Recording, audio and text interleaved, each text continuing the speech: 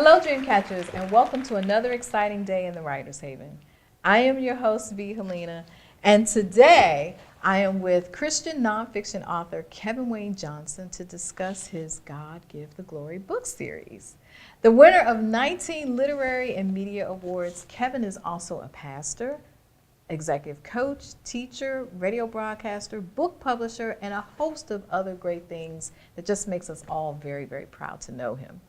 Join me in welcoming to the Haven author Kevin Wayne Johnson. Hello, Kevin. Hello. Welcome. Thank you so much for the invitation. I am so glad that we were able to finally get you here. I am even more elated. Well, you know what? You have done so many great things since I met you back in, you were saying 2006. It seems farther You back. said it was earlier. I thought it was earlier, but Right. You have been in this game for a very, very long time. Right. And the work that you've been doing towards inspiring people to have a closer relationship with God is just phenomenal. And so I want to talk about some of that. Okay. But first I want to start off with your writing journey and how did you get to being a writer for the Lord? Well, it started on my job. Okay. Now, most people know that I am a career civil servant with the federal government.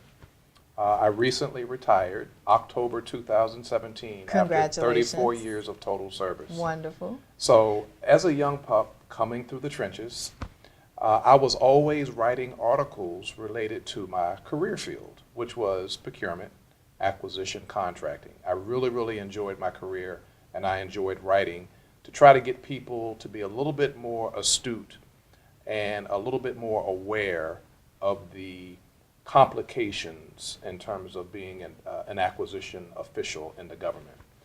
Interestingly enough, my articles would always make it into the national magazines. Right? So whether it was 1 page or 5 pages on different topics. And it just so happens that the right people at the right time would see these articles and make a phone call to my boss's boss saying, we want Kevin to come and represent the procurement officials on this topic. And then it dawned on me right around the same time that all of this good stuff was happening, I had a calling on my life in terms of ministry and giving God glory and letting people recognize and acknowledge it's not Kevin, but it's a higher power that's working in Kevin to do these things. So there was a fork in the road, and I ended up doing both. I accepted my calling, and I also continued in my career field. And that's how the book series was birthed, because I wanted to give God the glory just based upon my personal testimony and what I was gleaning from the Bible and what I was hearing from sermons and the faith walk.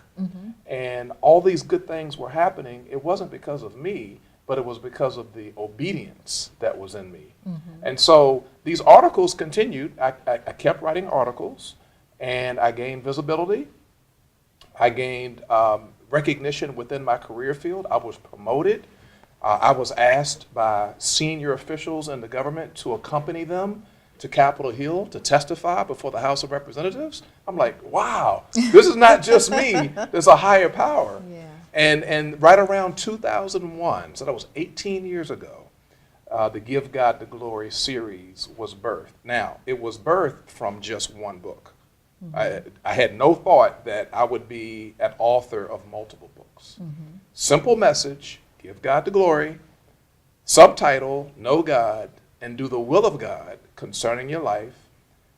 2 parts, 6 chapters, 189 pages, nonfiction, just to tell the story. And all of these years later, that first book is still the bestseller in the series.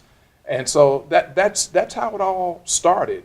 And as a result of publishing the books through my own company, and as a result of having to find a distributor to get it into the bookstores and being actively involved in the publishing industry by participating in book signings and book conferences and festivals, about 3 months after the book was actually published and released to the Christian marketplace and the general marketplace, it was picked up for national distribution. So I attended. Who was the national distributor? At that time, it was FaithWorks. Okay. FaithWorks became STL Distribution. STL Distribution became Send the Light. Okay. Right? Same company, but the original owner sold it. Another company picked it up. They kept my titles, and that's how my books ended up in the bookstore and then generating sales across the globe, and giving God the glory. So that's how it all started, right? Wow. And I'm still going. Yeah. So you chose to write a nonfiction series of books, and the different books have different focuses. Yes. On that umbrella thought of giving God the glory. Talk more about that, how that works. Yeah, so the original vision then, when the series was birthed, because the first book did well, and the Lord just spoke to me to say, you need to keep going. So being a person that's in the workplace, then it was appropriate for the second book to have the subtitle, Called to be Light in the Workplace. So how can you and I, when we go to work every day, whether it's a corporation, a nonprofit, a church, or even the federal government or the state government, how can our presence, the light that we bring, dispel all of the darkness and all of the dysfunction that's going on in the workplace, right? And so that was the subtitle for book number 2. Book number 1 focuses on relationships with one another, and relationships with our Heavenly Father. Then we transition into the subtitle, The Godly Family Life, because it's very, very important that within the confines of our family, father, mother, children, nephews, nieces, grandparents, that we give God the glory within the family unit. We see that a lot around the Christmas time and around Thanksgiving, and sometimes Easter when people come together. There's a lot of love that's generated. So it's very, very important. And then, so now you're a minister. So what about the church? So the power in the local church was the 4th subtitle. What does it mean to go to church? Why do we go to church? How is the church defined? How do we give God the glory in the church? And then last but not least, we ended it up by saying, well, what about the great work that Helena is doing here on her wonderful TV program at the Writer's Haven? Rest, relaxation, restoration, educating, imparting knowledge by the different authors that are coming in. So even while we're at rest and relaxation, there's a way and a time to give God the glory. So those are the 5 areas that we touch on, because each of these 5 areas, relationships, the workplace, the family, the church, and while we're getting rest, it impacts everybody. No one is excluded. And so that's what we focused on, and it's been a blast. Oh, wow. Having a great time. Absolutely. Yeah. Now, you touched on 5, but I know that there's 9, so how did the other 4 play into? Well, here's the beauty of being an author, especially when you take the time to really study how the publishing industry works and how you and I can reach a wide audience, because as an author, you have an audience. You just need to know how to find them and how to resonate with them. I always tell people that our readers are our customer. And so what customer service do we provide to our readers? So what I've done is, number 1, we have the print version. Number 2, we have the Amazon Kindle version. Number 3, we have the ebook version.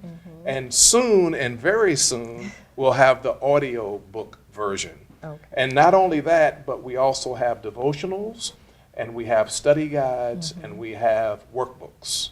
And you can take the exact same title, and you can have those many different variations or versions of the same book. So one book can become 6, literally. And so I have 8 in the marketplace, but I could have 24. Not every book is an ebook, but some are. Not every book is available on Amazon Kindle, but some are. And none are audiobook yet, but they will be by the end of 2019. So that's how you can take one book, authors, and expand your portfolio and generate multiple streams of income, but equally important, or more importantly, reach so many more people, as we have discussed. So if I sound a little excited about it, that's why, because it's very, very exciting. Exciting news, yeah, definitely. It really is, yeah. So nonfiction writing, inspirational, And just the niche that you are writing to, that audience that you're writing to. Talk to us about how you approach the actual writing, any research that you have to do. What inspires it? Well, that's a great question. So it's very important, again, to understand the industry and the craft in terms of what we do, and we're really blessed. So recognizing the differences between fiction and nonfiction. So typically your fiction and your novels, we're appealing to the senses, right? Smell and taste and hearing and touch and sight. But with the nonfiction, it's more of the who, what, when, where, and why. And so that's what, because we're looking to educate, impart knowledge, inform. And so the research and the study and the due diligence and the many, many hours of just scanning the internet and going to the card catalog and going to the library and to the bookstores to get information, all of that research goes into how we develop our content.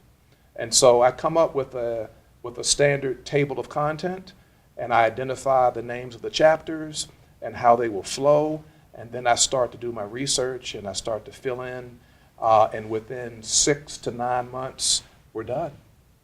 Right? The research part of it is the research part of it. And then as I'm researching, I'm starting to fill in the blanks.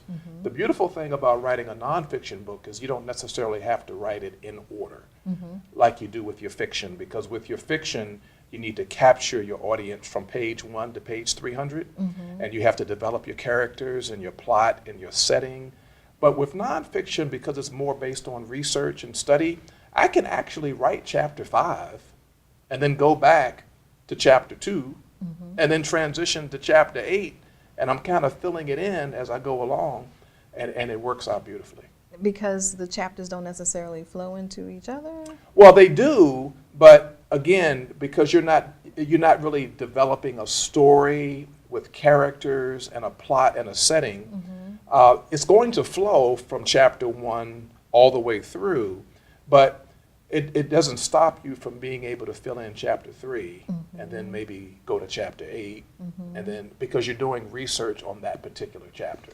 Right. Well, I guess my question is more so each chapter kind of stands on its own. It does. So if you were to look at it like a novel, for example, or fiction writing, the beginning, middle, end exist in that chapter. Right.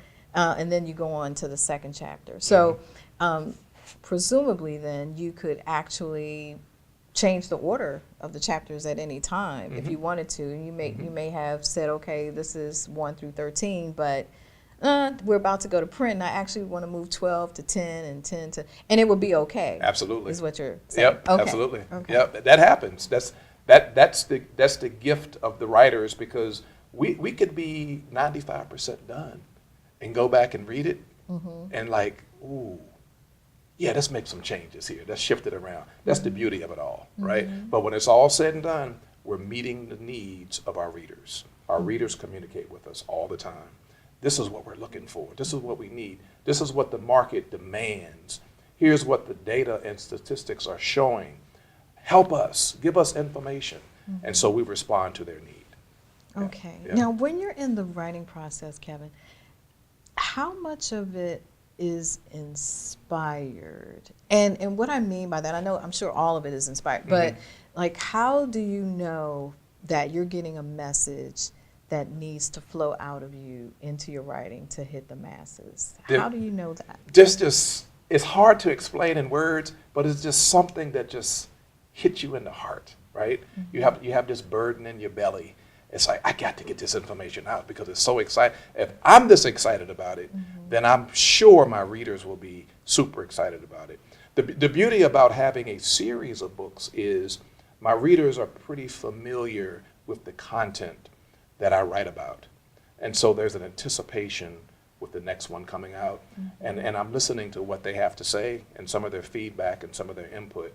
But if I find out something that's really, really new information that I didn't know, and I'm excited about it, it goes down on paper. It goes from intellect down to paper, and I'm excited to get it out there. And as a matter of fact, some parts of it are so exciting that I'll put that piece in the press release, or I'll put that piece in the pre-pub that goes out to give people a little teaser about what's to come.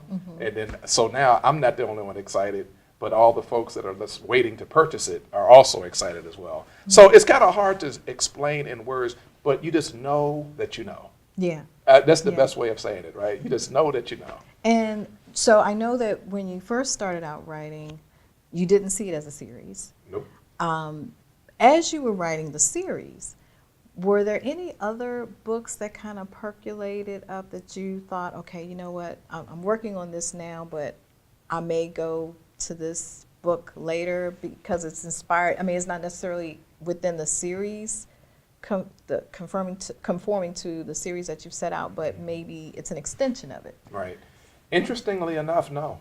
I mean, the vision was very clear.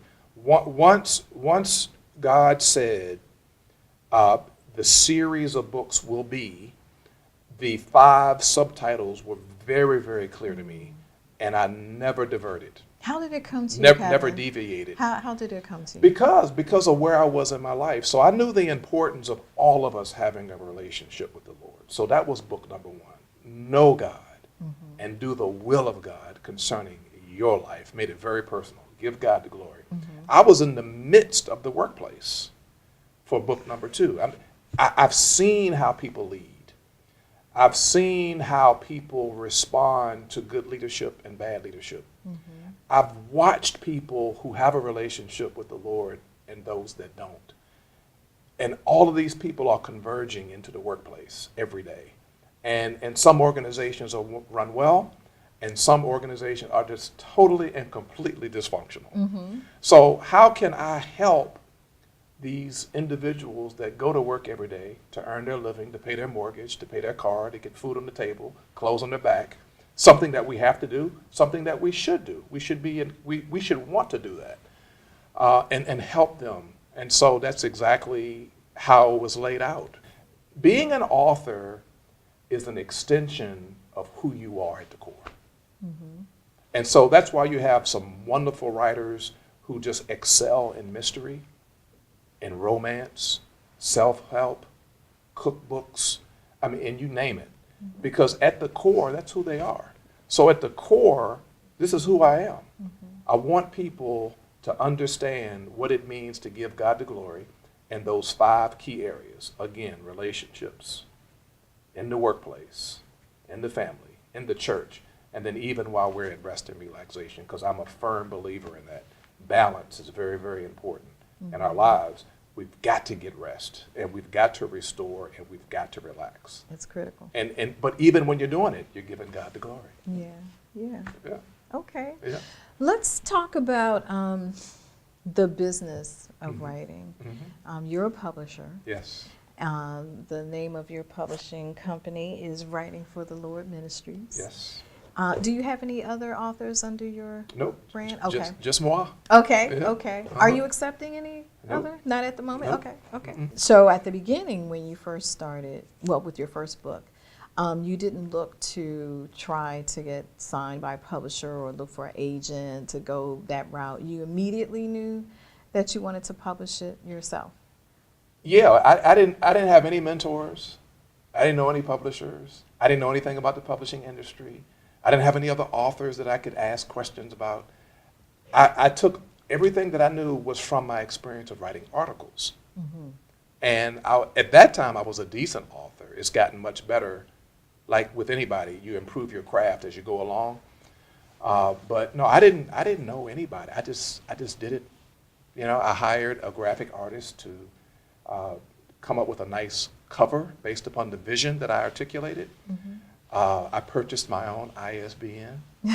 I went to the Library of Congress to purchase my barcode and my copyright, right? I learned how to do that. I took a couple of classes, and I hired someone to do the typesetting and the formatting, and off I went.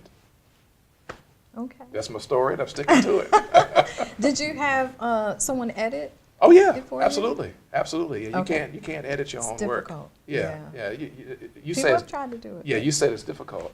I'm on camera saying you can't. Because you're too close to it. Yeah. And you won't pick up the obvious things because your mind is saying of, but you've written off And you don't pick up on it. Right. Right. Yeah. Yeah, Yeah. yeah. Uh-huh. What would you say it was the biggest challenge in publishing? The biggest challenge is coming out of the gate without having name recognition. Literally, honestly, finding your audience and generating sales. It took a lot of work. It still takes a lot of work. Even all of my friends who are published under a traditional publisher, most of the marketing and promotion and publicity is on the author, right? So whether you are doing it yourself or whether you have signed a contract, that was the hardest part because it can get very expensive if you're not generating sales. So that was a challenge, and that was also a lessons learned. Now, fast forward to 2019, it's much, much, much less complicated now because of social media and because of the internet.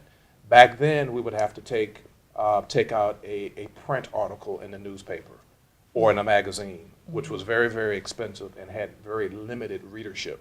Now,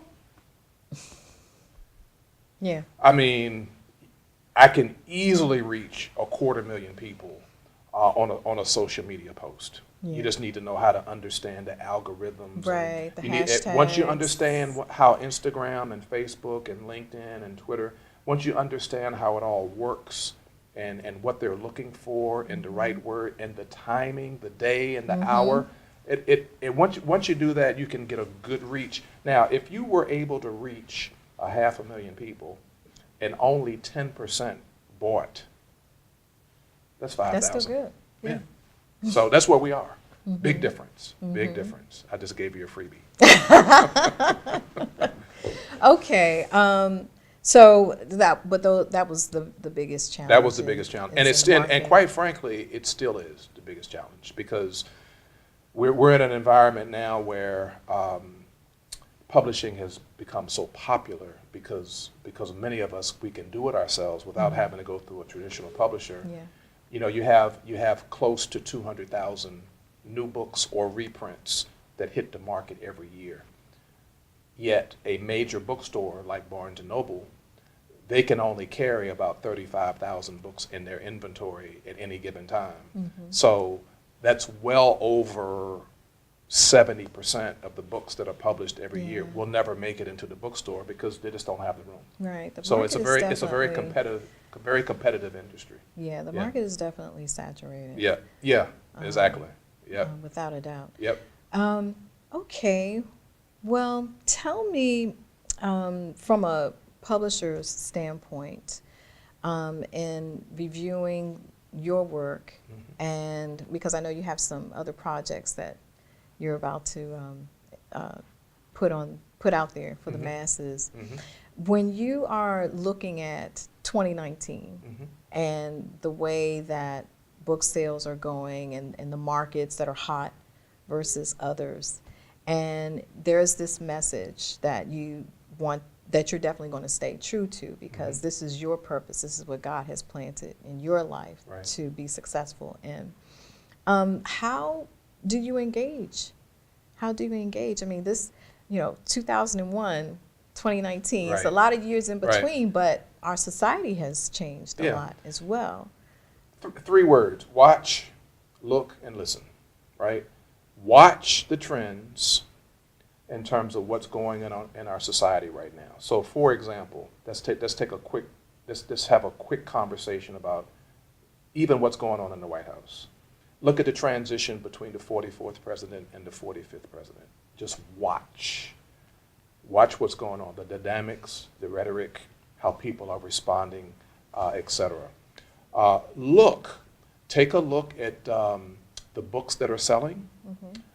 Take a look at what topics are particularly interesting right now. So, for example, the topic that's the most interesting right now as it relates to the workplace is diversity and inclusion, beyond a shadow of a doubt, right?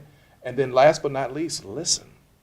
So, we have 2 ears and 1 mouth, and we need to teach ourselves to be better listeners. And as we listen to what people are saying, what messages are being conveyed, that kind of gives us a barometer when we watch, look, and listen in terms of the message that's resonating with the people at the present time.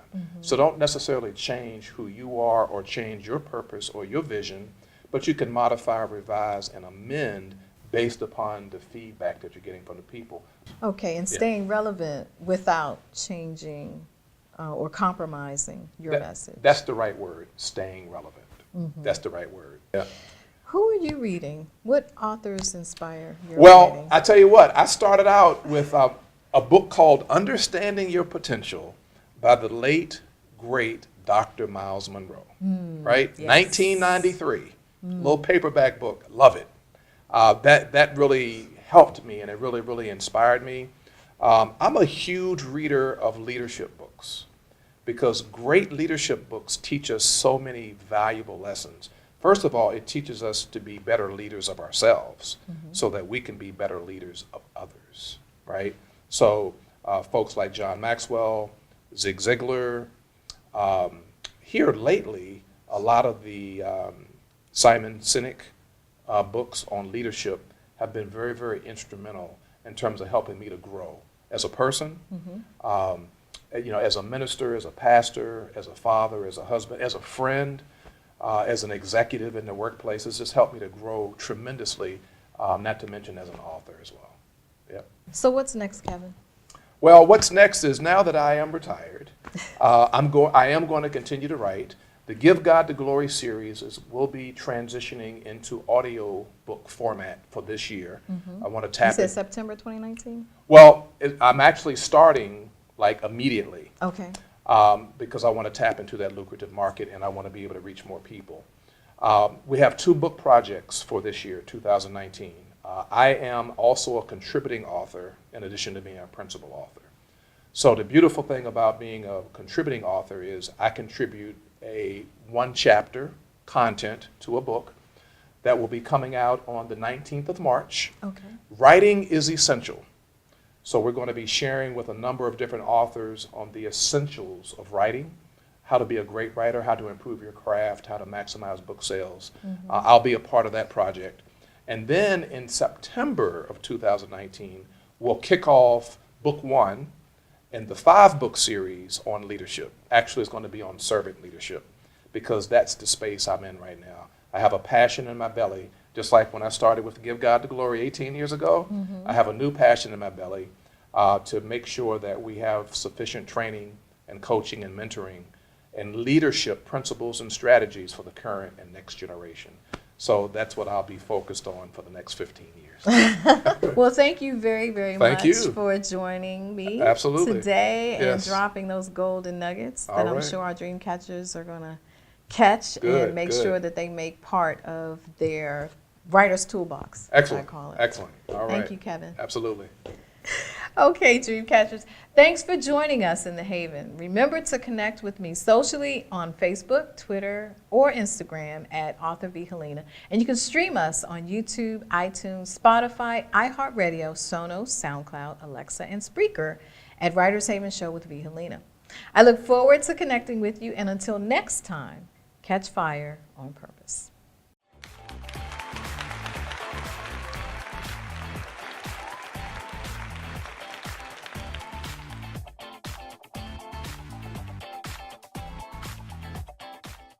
Here we go. We're gonna go out there in the rain. Gonna get wet. All right, here we go.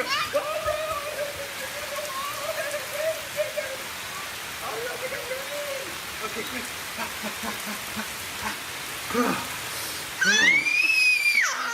Oh yeah, yes. So much fun. Mwah. Yeah, Dad. We're getting so wet.